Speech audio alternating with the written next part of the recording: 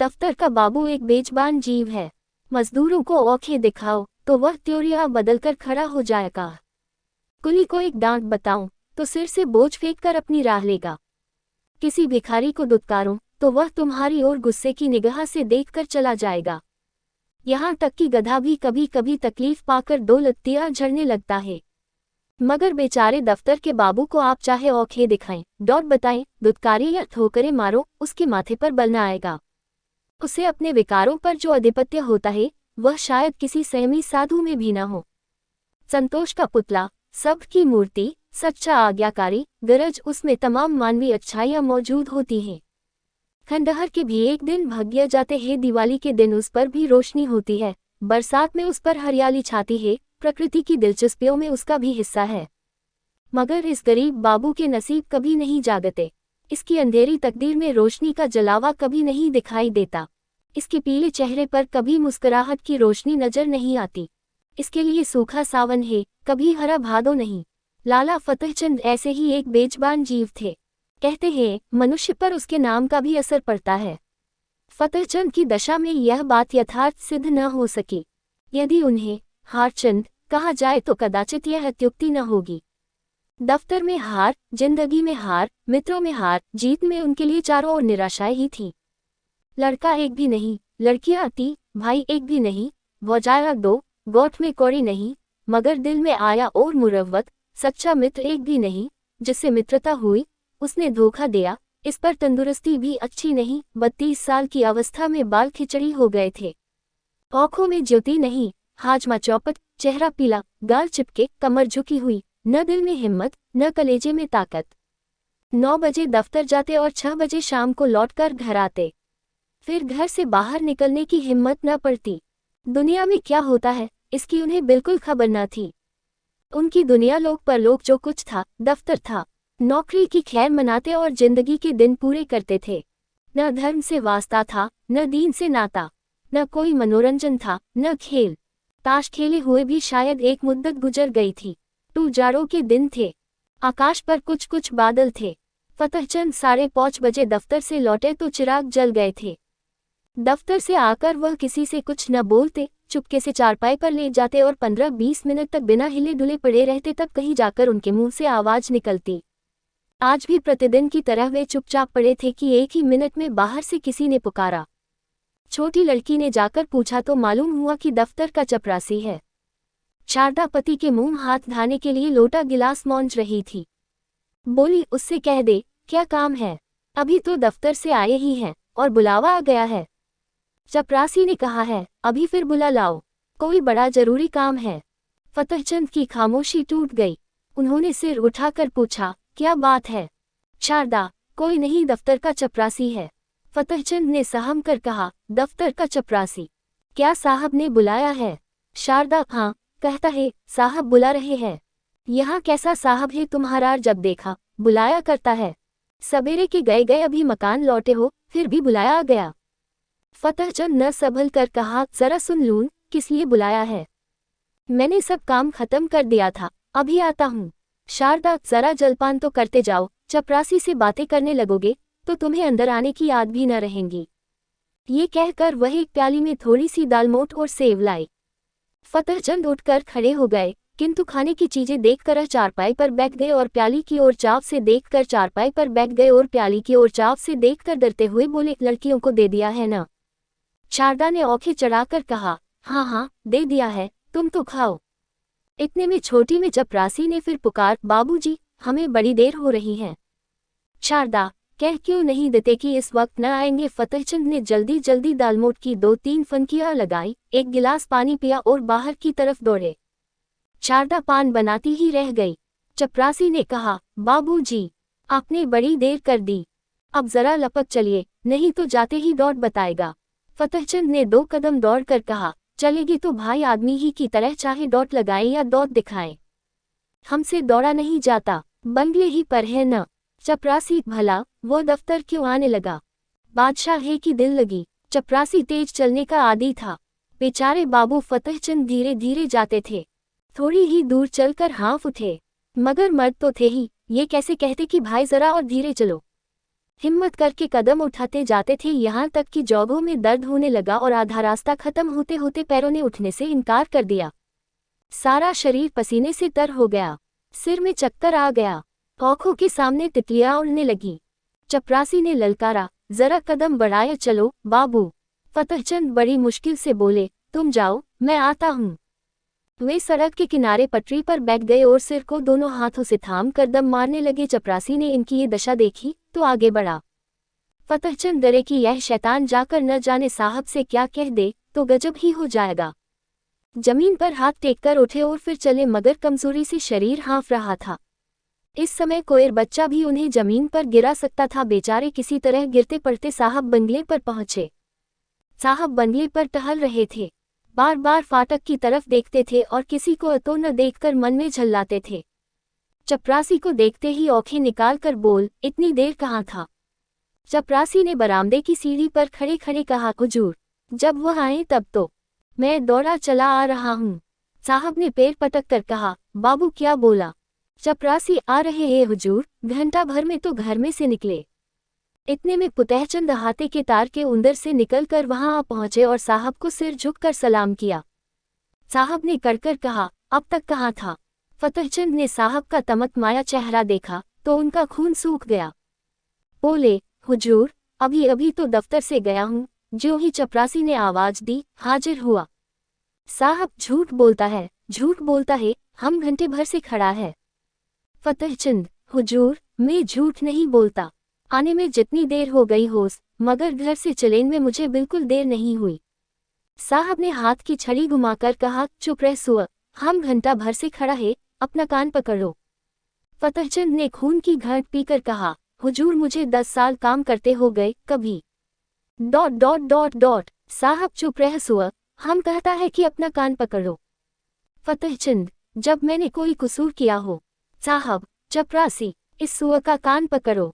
चपरासी ने दबी जबान से कहा, हुजूर, ये भी मेरे अफसर है, मैं इनका कान कैसे पकड़ूं? साहब, हम कहता है, इसका कान पकड़ो, नहीं हम तुमको हंटरों से मारेगा। चपरासी, हुजूर, मैं यह नौकरी करने आया हूँ, मार खाने नहीं। मैं भी इज्जतदार आदमी हूँ।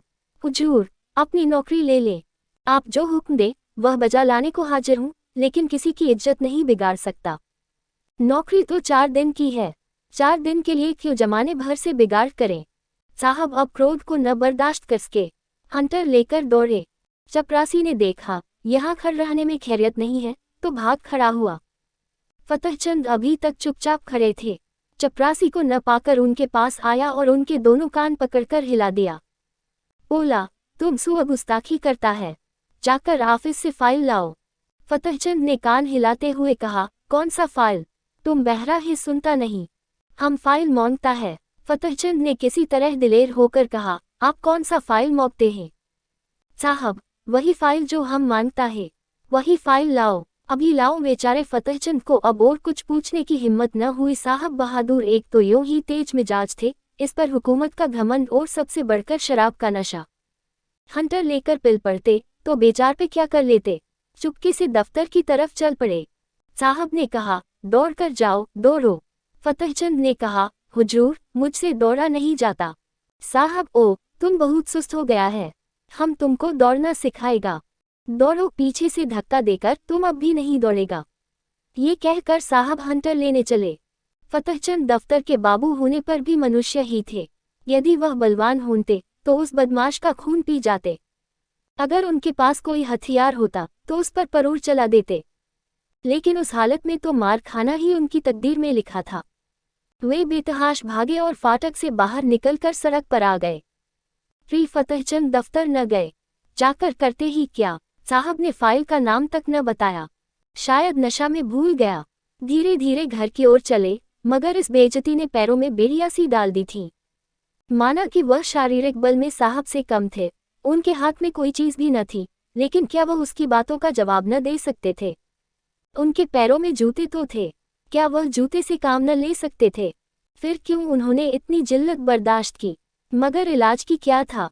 यदि वह क्रोध में उन्हें गोली मार देता तो उसका क्या बिगड़ता? शायद 1-2 महीने की सादी कैद हो जाती, संभव है 200-400 रुपये जुर्माना हो जात। मगर इनका परिवार तो मिट्टी में मिल जाता। संसार में कौन था जो इनके स्त्री बच्चों की खबर लेता? वह किसके दरवाजे हाथ फैलाते? यदि उसके पास इतने रुपए होते जिसे उनके कुटुंब का पालन हो जाता, तो वह आज इतनी जिल्लत न सहते। या तो मर ही जाते या उस शैतान को कुछ सबक ही दे देते। अपनी जान का उन्हें डर न था।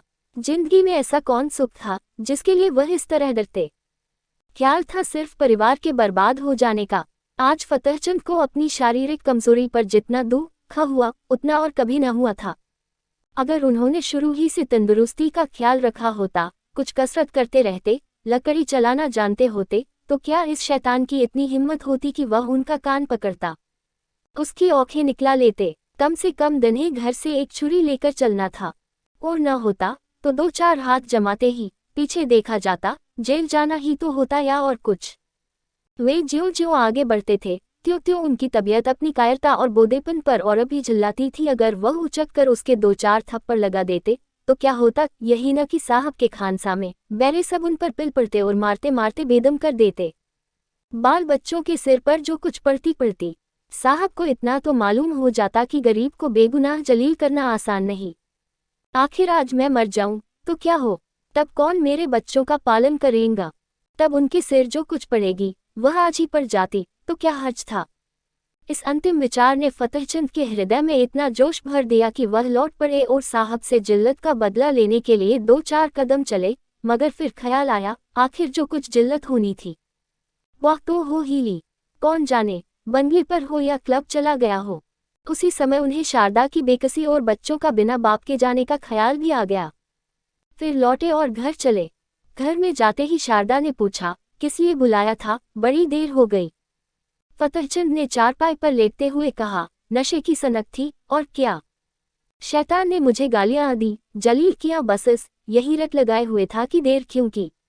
निर्दयी ने चपरासी से मेरा कान पकड़ने को कहा। शारदा ने गुस्से में आकर कहा, तुमने एक जूता उतार कर दिया नहीं सुआर को। फतेहचंद, चपरासी बहुत शरीफ है, उसने साफ कह दिया, हुजूर मुझसे ये काम न होगा। मैंने भले आदमियों की इज्जत उतारने के लिए नौकरी नहीं की थी। वह उसी वक्त सलाम करके चला गया। शारदा, यही बहादुरी है। तुमने उस साहब को क्यों नहीं फटकारा? फतेहचंद, फटकारा क्यों नहीं, मैंने भी खूब सुनाई। वह छड़ी लेकर दौड़ा, मैंने भी जूता संभाला। उसने मुझे छड़ियां जमाई, मैंने भी कई जूते लगाए। शारदा ने खुश होकर कहा, सच? इतना सा मुंह हो गया होगा उसका। फतेहचंद, चेहरे पर झाड़ू सी फिरी हुई थी। शारदा, बड़ा अच्छा किया तुमने, और मारना चाहिए था। मैं होती तो बिना जान लिए न छोड़ती। फतेहचंद, मार तो आया हूँ, लेकिन अब खैरियत नहीं है। देखो क्या नतीजा होता है। नौकरी तो जाएगी ही, शायद सजा भी काटनी पड़े। शारदा, सजा क्यों काटनी पड़ेगी? क्या कोई इंसाफ करने वाला नहीं है? उसने क्यों गालियां दी, क्यों छड़ी जमाई? फतेहचंद, उसने सामने मेरी कौन सुनेगा? अदालत भी उसी की तरफ हो जाएगी। शारदा, हो जाएगी, हो जाए, मगर देख लेना अब किसी साहब की ये हिम्मत न होगी कि किसी बाबू को गालियां दे बैठे। तुम्हें चाहिए था कि जो ही उसके मुंह से गालियां निकली, लपक कर एक जूता रसीदत कर देते। फतेहचंद, तो फिर इस वक्त जिंदा लौट भी न सकता, जरूर मुझे गोली मार देता। शारदा, देखी जाती। फतेहचंद ने मुस्करा कर कहा, फिर तुम लोग कहाँ जाती? शारदा, जहाँ ईश्वर की मर्जी होती। आदमी के लिए सबसे बड़ी चीज इज्जत है। इज्जत गंवा कर बाल बच्चों की परवरिश नहीं की जाती। तुम उस शैतान को मार का आए होते तो मैं करूर से फूली नहीं समाती। मार खाकर उठते तो शायद मैं तुम्हारी सूरत से भी घृणा करती।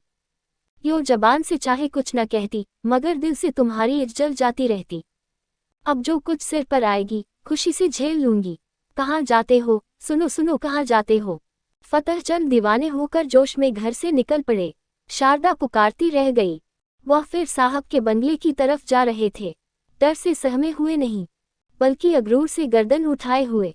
पक्का इरादा उनके चेहरे से झलक रहा था। उनके पैरों में वह कमजोरी, आँखों में वह बेकसी न थी। उनकी काया पलट सी हो गई थी। वह कमजोर बदन, पीला मुखड़ा, दुर्बल बदन वाला दफ्तर के बाबू की जगह अब मर्दाना चेहरा, हिम्मत भरा हुआ, मजबूत गठा और जवान था। उन्होंने पहले एक दोस्त के घर जाकर उस डंडा लिया और अकड़ते हुए साहब के बंगले पर जा पहुंचे। इस वक्त 9 बजे थे। साहब खाने की मेज पर थे, मगर फतेहचंद ने आज उनके मेज पर से उठ जाने का इंतजार न किया। खानसामा कमरे से बाहर निकला और वह चिक उठाकर अंदर गए। कमरा प्रकाश से जगमगा रहा था। जमीन पर ऐसी कालीन बिछी हुई थी जैसी फतेहचंद की शादी में भी नहीं बिछी होगी। साहब बहादुर ने उनकी तरफ क्रोधित दृष्टि से देखकर कहा, तुम क्यों आया? बाहर जाऊं? क्यों अंदर चला आया? फतेहचंद ने खड़े खड़े डंडा संभाल कर कहा, तुमने मुझसे अभी फाइल मांगा था, वही फाइल लेकर आया हूं। खाना खा लो तो दिखाऊं, तब तक मैं बैठा हूं। इत्मीनान से खाओ, शायद वह तुम्हारा आखिरी खाना होगा, इसी कारण खूब पेट भर खा लो। साहब सन्नाटे में आ गए। फतेहचंद की तरफ डर और क्रोध की दृष्टि से देखकर कौंप उठे। फतेहचंद के चेहरे पर पक्का इरादा झलक रहा था। साहब समझ गए, यह मनुष्य इस समय मरने मारने के लिए तैयार होकर आया है। ताकत में फतेहचंद उनसे पासंग भी नहीं था, लेकिन यह निश्चय था कि वह ईंट का जवाब पत्थर से नहीं बल्कि लोहे से देने को तैयार है। यदि वह फतेहचंद को बुरा भला कहते हैं तो क्या आश्चर्य है कि वह डंडा लेकर पिल पड़े। हाथापाई करने में यद्यपि उन्हें जीतने में जरा भी संदेह नहीं था, लेकिन बैठे बैठाए डंडे खाना भी तो कोई बुद्धिमानी नहीं है। कुत्ते को आप डंडे से मारिए, ठुकराइए, जो चाहे कीजिए, मगर उसी समय तक जब तक वह गुर्राता नहीं। एक बार गुर्रा कर दौड़ पड़े तो फिर देखे आप हिम्मत कहाँ जाती है। यही हाल उस वक्त साहब बहादुर का था। जब तक यकीन था कि फतेहचंद घुड़की, गाली, हंटर, ठाकर सब कुछ खामोशी से सह लेगा, तब तक आप शेर थे। अब वह त्योरियां बदले, डरा संभाले, बिल्ली की तरह घात लगाए खड़ा है। जबान से कोई कड़ा शब्द निकला और उसने अड़ा चलाया। वह अधिक से अधिक उसे बर्खास्त कर सकते हैं। अगर मारते हैं तो मार खाने का भी डर है। उस पर फौजदारी में मुकदमा दायर हो जाने का संदेशा माना कि वह अपने प्रभाव और ताकत को जेल में डलवा देंगे, परंतु परेशानी और बदनामी से किसी तरह न बच सकते थे। एक बुद्धिमान और दूरंदेश आदमी की तरह उन्होंने ये कहा, ओहो, हम समझ गया, आप हमसे नाराज हैं। हमने क्या आपको कुछ कहा है? आप क्यों हमसे नाराज हैं? फतेहचंद ने तन करी कहा, तुमने अभी आध घंटा पहले मेरे कान पकड़े थे और मुझसे सैकड़ों उल जलूल बातें कही थी। क्या इतनी जल्दी भूल गए? साहब, मैंने आपका कान पकड़ा? आहा हा हा हा, क्या मजाक है? क्या मैं पागल हूँ या दीवाना? फतेहचंद, तो क्या मैं झूठ बोल रहा हूँ? चपरासी गवाह है, आपके नौकर चाकर भी देख रहे थे। साहब, कब की बात है? फतेहचंद, अभी अभी, कोई आधा घंटा हुआ। आपने मुझे बुलवाया था और बिना कारण मेरे कान पकड़े और धक्के दिए थे। साहब, ओ बाबूजी, उस वक्त हम नशा में था। बेहरा ने हमको बहुत दे दिया था। हमको कुछ खबर नहीं। क्या हुआ माय गॉड, हमको कुछ खबर नहीं। फतेहचंद, नशा में अगर तुमने गोली मार दी होती तो क्या मैं मर न जाता? अगर तुम्हें नशा था और नशा में सब कुछ मुआफे, तो मैं भी नशे में हूँ। सुनो मेरा फैसला, या तो अपने कान पकड़ो कि फिर कभी किसी भले आदमी के संग ऐसा बर्ताव न करोगे, या मैं आकर तुम्हारे कान पकूंगा।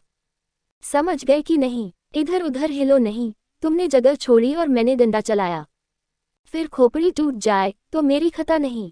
मैं जो कुछ कहता हूँ वो करते चलो। पकड़ो कान। साहब ने बनावटी हंसी हंसकर कहा, वेल बाबूजी, आप बहुत दिल्लगी करता है। अगर हमने आपको बुरा बात कहता है तो हम आपसे माफी मांगता है। फतेहचंद, डंडा तोलकर नहीं, कान पकड़ो। साहब आसानी से इतनी जिल्लत न सह सके, लपक कर उठे और चाहा कि फतेहचंद के हाथ से लकड़ी छीन लें, लेकिन फतेहचंद गाफिल न थे।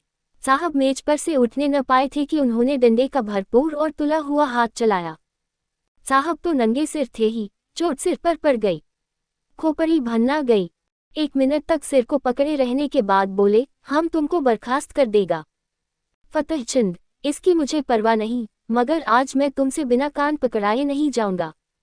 कसान पकड़कर वादा करो कि फिर किसी भले आदमी के साथ ऐसा बेअदबी न करोगे, नहीं तो मेरा दूसरा हाथ पड़ना ही चाहता है। ये कहकर फतेहचंद ने फिर डंडा उठाया। साहब को अभी तक पहली चोट न भूली थी। अगर कहीं ये दूसरा हाथ पड़ गया तो शायद खोपड़ी खुल जाए।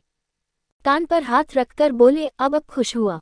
फिर तो कभी किसी को गाली न दोगे? कभी नहीं। अगर फिर कभी ऐसा किया तो समझ लेना मैं कहीं बहुत दूर नहीं हूँ। अब किसी को गाली न देगा। अच्छी बात है, अब मैं जाता हूँ, आपसे मेरा इस्तीफा है।